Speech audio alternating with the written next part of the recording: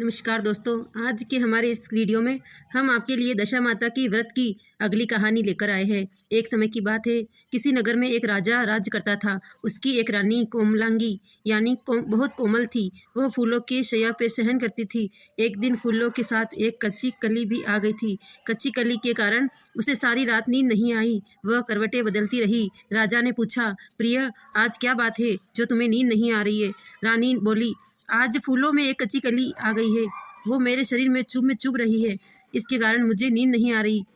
राजा के शयन कक्ष में एक दीपक जल रहा था। यह बात सुनकर उसकी ज्योति हंसने लगी। राजा ने हाथ जोड़कर उससे कहा।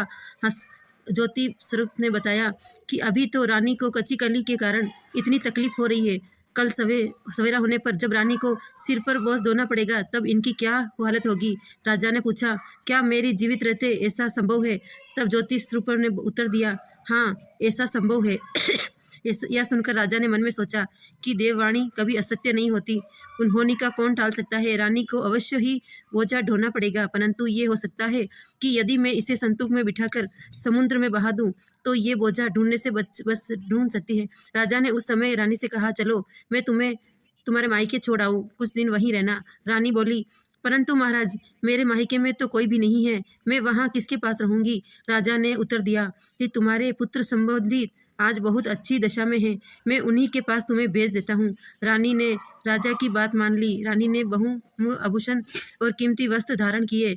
तब राजा ने रानी को संदूक में बिठाकर नदी में बहा दिया। वह नदी में समुद्र में जाकर मिलती थी। उस जगह राजा के बहनोई ने समुद्र में मोती निकालने का काम खोल रखा था। जब संदूक बहता बहता राजा के बहनोई के इलाके में पहुंचा, तब उसने संदूक को समुद्र से बाहर निकालवा लिया और उसे अपने महल भिजवा दिया। उस राजा की रानी को जब ये पता चला कि संदूक समुद्र में पाया गया है, तो उसने तुरंत उस संदूक को खोल दिया। संदूक खोल में उसे एक 16 श्रृंगार की हुई सुंदर स्त्री मिली। रानी ने अपने मन में सोचा कि यदि राजा इसको इस दशा में देखेंगे तो इस पे मोहित हो जाएंगे और मुझे छोड़ देंगे। इसलिए उसने उस रानी के सारे जेवर उतरा लिया और उसे फटे पुराने कपड़े पहना दिए और संदूक को बंद कर दिया। राजा जब महल में आया तब रानी से पूछने लगा कि क्या तुमने देखा है, इस संदूक में क्या है? रानी ने उत्तर दिया कि नहीं महाराज, मैंने तो कुछ भी नहीं देखा। इसके बाद राजा ने संदूक खोला। उसमें एक फटे पुराने कपड़े पहनी हुई एक स्त्री दिखाई दी जो भिखारन जैसी लग रही थी। रानी ने कहा कि ये कोई भिखारन लग रही है, इसको कारखाने में भिजवा दीजिए, वह लकड़ी धोकर अपना जीवन निर्वाह करती रहेंगी। रानी के कहे अनुसार उसे कारखाने में भिजवा दिया। एक दिन रानी की सहेलियां नदी में स्नान करके दशा माता की डोरा ले रही थी। उनके पास एक डोरा रह गया था। वह सोचने लगी कि इस डोरे को किसे दिया जाए।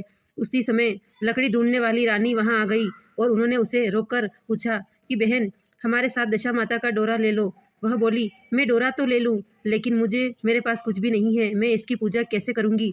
तो वह बोली, तुम इस बात की चिंता मत करो, हम हर रोज इस जगह स्नान करने आएंगे और 9 दिनों तक हम यहाँ कथा कहेंगे। तुम भी रोज यहाँ आकर कथा में शामिल हो जाया करना। 10वें दिन पूजा होगी, तब तक दशा माता चाहेंगी तो तुम्हारे दशा बदल जाएगी। रानी ने दशा माता का ध्यान करके डोरा ले लिया। उस दिन के रानी के पति ने राजा को यह चिंता हुई कि रानी को संदूक में बिठा करके बहा तो दिया, परंतु वह पता नहीं उसका क्या हाल हुआ होगा। उसकी खोज खबर लेने के लिए राजा एक नौका पर बैठकर नदी की यात्रा करने लगा। अपने बहनोई के यहाँ पहुंचा। संध्या के समय वो अपनी बहन से बोले कि मेरे हाथ पैरों में बहुत दर्द हो रहा है, किसी दबाने वाली को बुलवाओ। तब उसकी बहन ने लकड़ी ढूंढने वाली उस भिखारन को बुलवाने की आज्ञा दी और उससे बोली, जाओ, मेरे भाई के पैरों में बहुत दर्द है, उसके पैर दबाओ। तब लकड़ी ढूंढने वाली लाड़ी रंग को संकोच में पड़ गई। अपने मन में सोचने लगी, आज तक मैंने किसी के पैर नहीं दबाए और अब रानी मुझे अपने भाई के पैर दबाने के लिए कह रही है। लाचार होकर वह लंबा घूंघट करके और राजा के पैर दबाने पहुंच गई। जैसे ही उसने नजर उसके राजा के पैरों पर पड़ी तो वह रोने लगी। उसके आंसू राजा के पैरों पर गिरे। राजा ने उससे पूछा, तुम कौन हो और क्यों रो रही हो? तो वह बोली, जैसे आपने पैर है जैसे ही मेरे पति के पैर है, इसे याद आने के कारण मुझे रोना आ गया। रानी की आवाज़ सुनते ही राजा ने उसे पहचान लिया और बोला, मैं समझ गया, तुम्हें पैर दबाने की कोई ज़रूरत नहीं है। तुम्हारे भाग्य में जो लिखा था वो तुम्हें भोगना ही पड़ा। मैंने उसे टालने के लिए तुम्हें जो उपाय किया था उसका नतीजा उल्टा ही निकला। तुम्हें मेरे जीते जी लकड़ियाँ ढूंढनी पड़ी। सवेरा हुआ परंतु अतिथा सोकर नहीं उठे। तब उसकी बहन को चिंता होने लगी।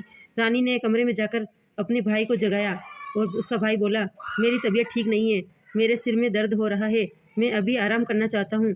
मेरा मन भी बहुत व्याकुल हो रहा है। रानी ने पूछा कि आखिर क्या बात है, कुछ तो बताइए। राजा ने कहा कि बड़ी शर्म की बात है, मैंने तुम्हारी भाभी को संदूक में बिठाकर तुम्हारे पेश भेजा था, परंतु तुमने उसे एक भिखारन बनाकर लकड़ियाँ ढूंढने पर लगा दिया। तब उसकी बहन बोली, भैया मुझे क्षमा करिए, मैंने उन्हें नहीं पहचाना था। ऐसा कहकर उसने दासियों को भेजकर उसे अपने पास बुलवा लिया। लकड़ी ढूंढने वाली रानी के आने पर उसने अपनी भाभी से माफ़ी मांगी और उनके पैर पकड़ लिए। कुछ दिनों